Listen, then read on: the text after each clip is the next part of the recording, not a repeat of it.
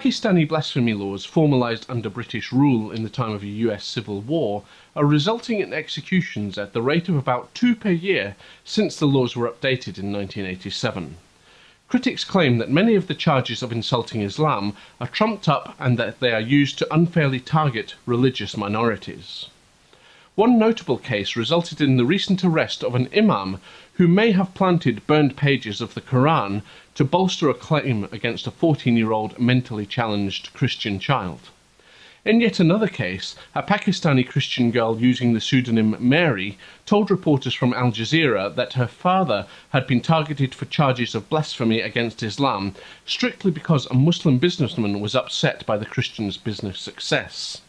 Speaking with the help of a translator, Mary said, "No one is safe while these laws exist. We're afraid that if we mistakenly say the wrong thing, anyone can accuse you of blasphemy." People like Mary, who belong to minority groups, hold out little hope for change.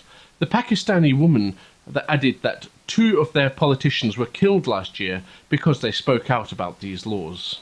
If that didn't make them want to change it, what will? Dove Outreach Centre sounds like it could be a beacon of peace in an otherwise violent world.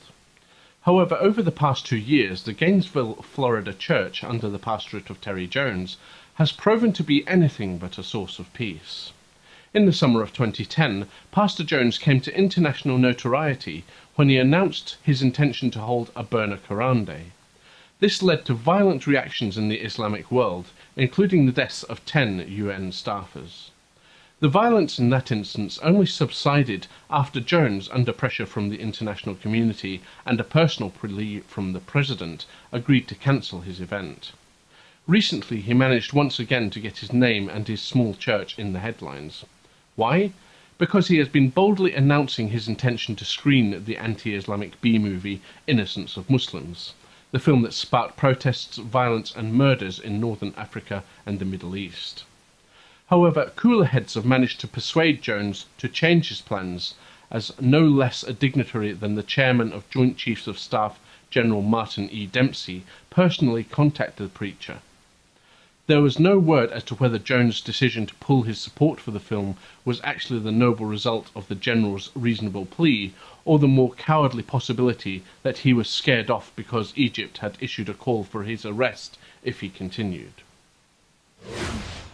An Iranian cleric claims to have politely asked a girl to cover herself more completely, but she and her friend did not take too kindly to the friendly request, and decided that the cleric needed a lesson in boxing. However, it seems that the garments were not well suited for self-defense.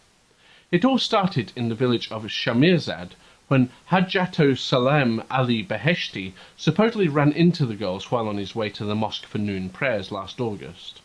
According to the Iranian Mehr news agency, Beheshti asked one of the girls to cover up, but, said the cleric, she responded by telling me to cover my eyes, which was very insulting to me.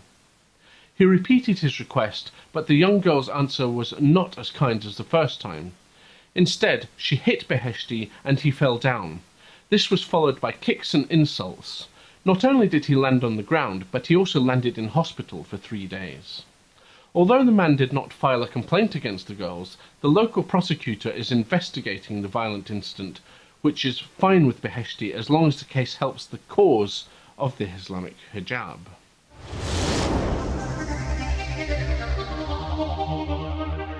Atheist Roundtable, a gathering place for rational people. Funny pictures and videos. Profound atheist quotes. The religious going crazy. The latest news. World domination. Casual discussions. Baby eating. The ultimate forum for a lively dialogue. Come join the fun at atheistroundtable.com.